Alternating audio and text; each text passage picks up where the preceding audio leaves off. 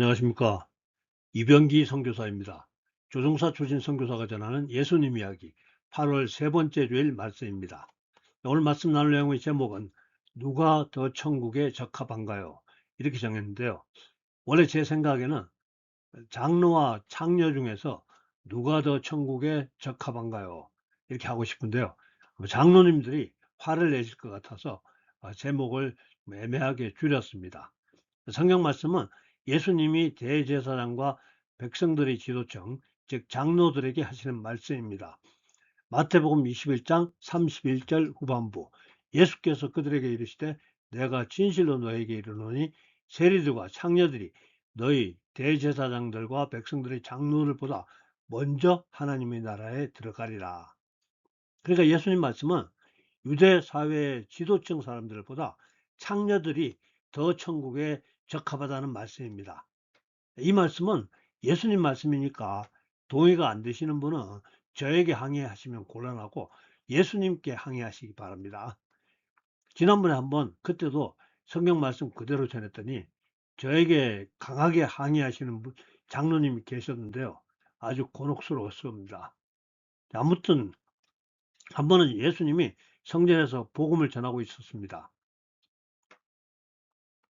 그때 대제사장과 백성들의 장로들이 나타나서 예수님께 시비를 겁니다. 당신 같은 평신도가 무슨 자격으로 성전에서 설교를 합니까?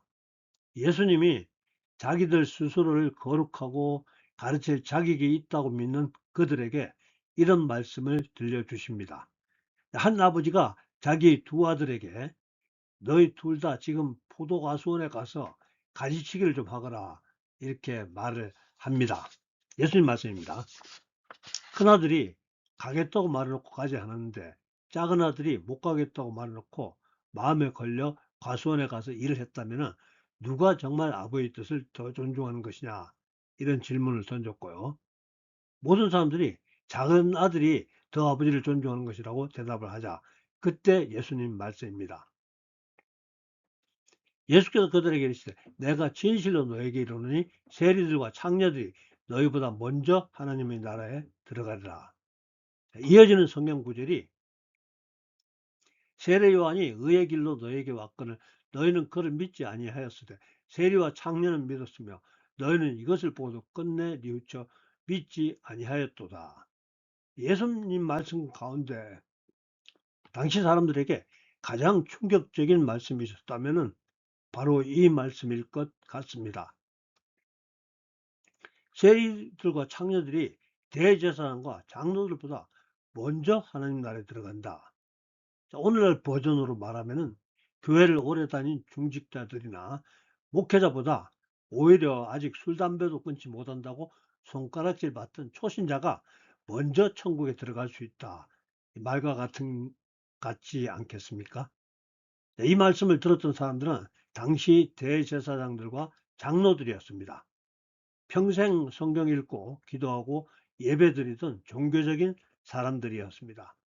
예수님은 그들에게 세리와 창녀가 너희보다 먼저 천국에 들어간다라고 말씀하셨습니다. 왜 그랬을까요?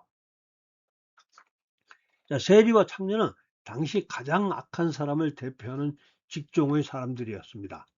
세리는 로마 식민지 백성이던 동족의 돈을 빼앗는 매국노로 여겨지던 사람이고요. 창녀는 도덕적으로 가장 타락한 사람으로 여겨졌었습니다. 그러나 그들은 예수님보다 앞서 복음을 전하던 세례 요한의 말씀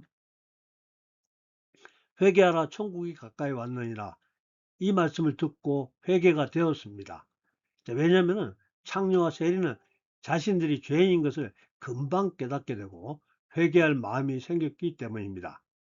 반면 종교 지도자들은 사람들이 보기에 거룩하게 행동했고요. 또 열심히 신앙생활 계속하고 있었으므로 자기들은 죄인이 아니라고 생각했습니다. 회개하라 천국이 가까이 왔느니라는 세례 요한의 외침을 듣고 이 말은 정말 세리와 창녀들에게 매우 적합한 말씀이라는 생각이 들었다는 거죠. 선지자님 말씀이 맞습니다. 저 사람들은 정말로 회개해야 합니다. 이런 생각을 했다는 겁니다. 중요한 것은 하나님은 죄가 없는 거룩한 사람을 찾는 것이 아니고 죄가 있는 회개하는 사람을 찾으신다는 것입니다. 하나님 아버지의 마음을 잘 나타내는 그 비유의 말씀이 하나 있는데요. 예수님이 가르쳐 주신 탕자의 비유라는 이야기입니다. 어떤 사람이 두 아들이 있었는데 둘째 아들이 아버지에게 자기에게 돌아올 재산을 미리 나눠달라고 요구하고요. 아버지가 재산을 나눠주자 타국으로 가서 그 재산을 모두 탕진하게 되었고, 마침내 나무 종으로 들어갔는데 나무 종살이로도 굶주린 배를 채우지 못하게 되자 비로소 아버지 집으로 돌아가기로 결심하게 됩니다. 누가복음 15장 20절에 이에 일어나서 아버지께로 돌아가니라. 아직도 거리가 먼데 아버지가 그를 보고 측은히 여겨 달려가 목을 안고 입을 맞추니. 그러니까 아버지는 아들이 집을 떠난 후에 매일 동구 밖까지 나가서 아들이 돌아오기만을 기다리고 있었다는 이야기입니다. 그리고 드디어 어느 날 거짓골을 한 아들이 나타나자 반갑게 뛰어가서 끌어안고 기뻐하게 됩니다. 둘째 아들, 돌아온 탕자는 바로 세리와 창녀를 대표하고 있습니다. 이어지는 탕자의 비유 조금 더 소개해드리면요. 아버지는 돌아온 탕자 아들을 위해서 잔치를 벌였고, 밭에서 일하다가 돌아온 큰아들이 이를 발견하고 아버지에게 화를 냅니다. 아니 아버지 너무합니다.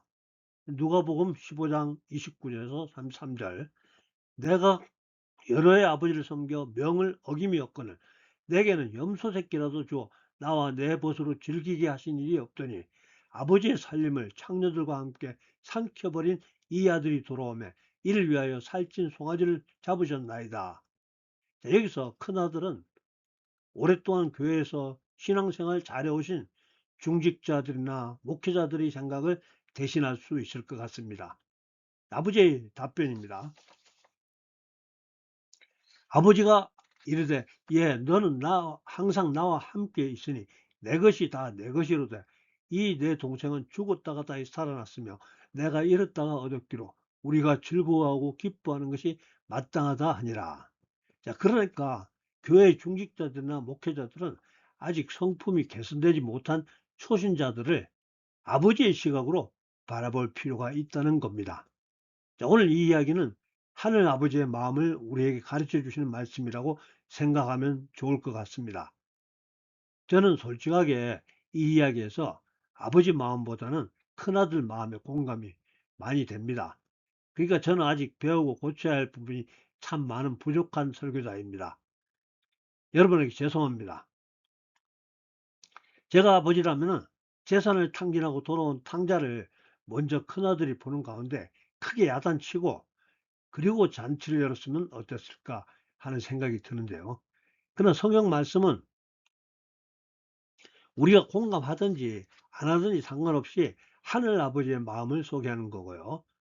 우리가 동의하든지 안 하든지 상관없이 하늘 아버지의 마음대로 잔치는 진행될 것이고요.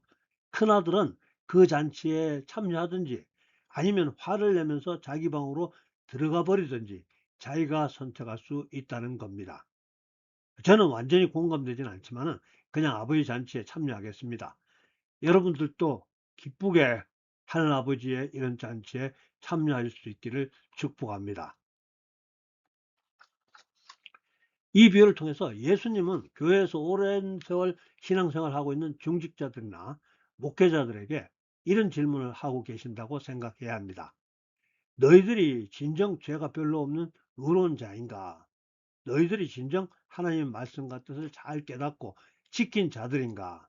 자, 그렇다면 당연히 죄인과 세리를 맞이하는 예수님 마음을 이해하고 환영해야 하는 것 아닌가? 그들을 맞이하고 기뻐하는 아버지의 마음을 모른다는 것은 마치 탕자의 귀한 환영 파티를 원망하며 불평하는 마다들과 같다는 점에서 너희도 역시 회개가 필요한 죄인이고 예수님께서는 바로 거룩한 채하는 너희를 구원하기 위해 하늘에서 이 땅으로 내려오셨다는 것을 깨달아야 된다는 말씀입니다. 이것이 바로 이 비유의 핵심 요지 중에 하나인 마음입니다. 물론 이 이야기에서 가장 중요한 핵심 요지는 아버지를 떠난 삶을 살고 계시는 분은 당연히 회개하시고 하늘 아버지 품으로 돌아오라는 겁니다.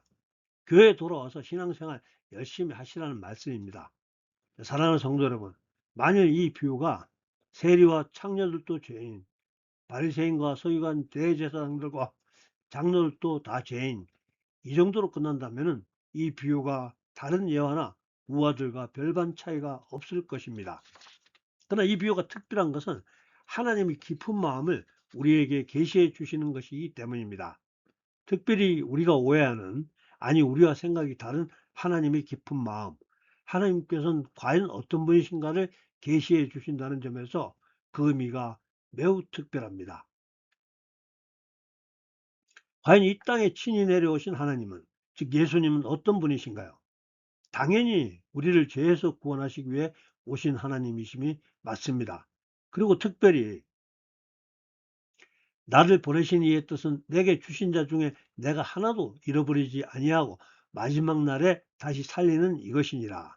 자, 오늘 소개하는 하늘 아버지의 마음과 예수님의 뜻은 잃어버린 아들을 찾는 아버지의 마음입니다. 오늘 탕자 이야기에서 둘째 아들은 아버지에게 받은 전 재산 탕진하고 굶주려 죽게 되자 비로소 아버지 집으로 돌아가게 되었습니다. 전 재산을 탕진하고 굶어 죽게 되었을 때 아버지 집으로 돌아가는 것이 매우 중요합니다. 절대로 포기하면 안 됩니다. 고향에는 사랑과 은혜가 많으신 우리 하늘아버지가 집을 떠난 아들이 탕자가 돌아오기를 기다리고 있습니다. 우리가 돌아가기만 하면은 이에 일어나서 아버지께로 돌아가리라. 아직도 거리가 먼데 아버지가 그를 보고 측은히 여겨 달려가 목을 안고 입을 맞추니.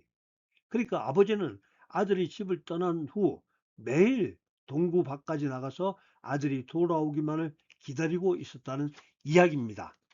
세상에 나가서 돈과 명예, 권력 다 빼앗기고 가난하게 되신 분들, 또 병들어 괴로움에 지친 분들, 스트레스에 걱정, 근심, 염려에 죽고 싶은 분들은 아직도 매일 동구 밖에 나와서 여러분들이 돌아오기를 기다리시는 우리 하늘 아버지께로 돌아오시기를 축복합니다.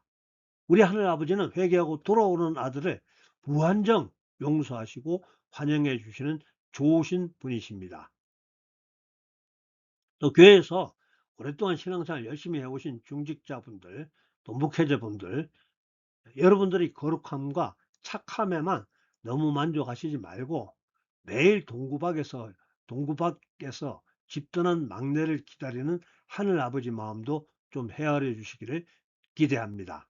그래서 아버지의 재산 중에서 자기의 할당된 전 재산 가지고 나가 허랑방탕 인생을 엔조이하는 막내 너무 미워하지 마시고 부러워하지 마시고 하늘 아버지 마음으로 그를 불쌍히 여기며 하루속히 아버지 품으로 돌아올 수 있도록 기도하자는 것이고요.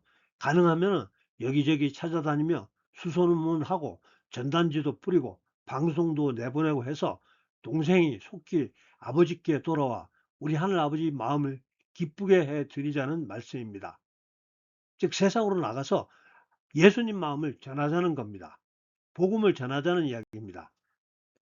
아직까지 가족들에게조차 복음을 전해본 적이 없는 분은 최소한 가족들에게는 복음 전합시다. 사랑하는 성도 여러분, 오늘 예수님이 우리 모두에게 한 가지 질문을 던진다고 생각해 봅시다. 너는 누구와 더 닮아 있는가? 나는 혹시 대제사장과 장로들처럼 나는 괜찮은 사람이야. 나는 오래 믿었어. 이렇게 생각하며 살아오고 있지 않습니까? 아니면 세리와 창녀처럼 주님, 저는 죄인입니다. 저를 불쌍히 여겨 주시옵소서 하는 회개하는 사람입니까? 잊지 마십시오. 예수님은 괜찮은 거룩한 사람을 찾으러 오신 것이 아니고 회개하는 사람을 찾으러 오셨습니다. 그래서 천국은 죄가 없다고 생각하는 사람이 들어가는 것이 아니고 죄가 많이 있었고 그래서 그 죄를 쉽게 인정하고 아버지께로 돌아오는 사람이 들어가는 곳입니다. 그리고 오래 믿은 우리들에게는 또 하나의 사명이 있습니다. 매일 동구 밖에서 집 나간 아들을 기다리시는 아버지의 마음을 품는 것입니다. 교회 안에서의 신앙생활에만 만족하지 말고 아직도 세상에서 방황하는 사람들을 찾아가서 아버지께 돌아오십시오. 아버지는 지금도 당신을 기다리고 있습니다. 이렇게 전하라는 겁니다. 우리 가족 중에서 또 우리 이웃 가운데 우리 친구들 중에 아직도 집으로 돌아오지 못한 탕자들이 있습니다. 우리는 그들을 정죄하는 사람이 아니라 그들을 아버지 집으로 인도하는 사람이 되어야 합니다. 우리 자신도 날마다 회개하며 아버지께로 가까이 나아가고 또 한 사람이라도 더 아버지 집으로 돌아오도록 인도하는 삶을 살아가는 저와 여러분 되시기를 예수님 이름으로 축복합니다. 할렐루야. 다음 주에 뵙겠습니다.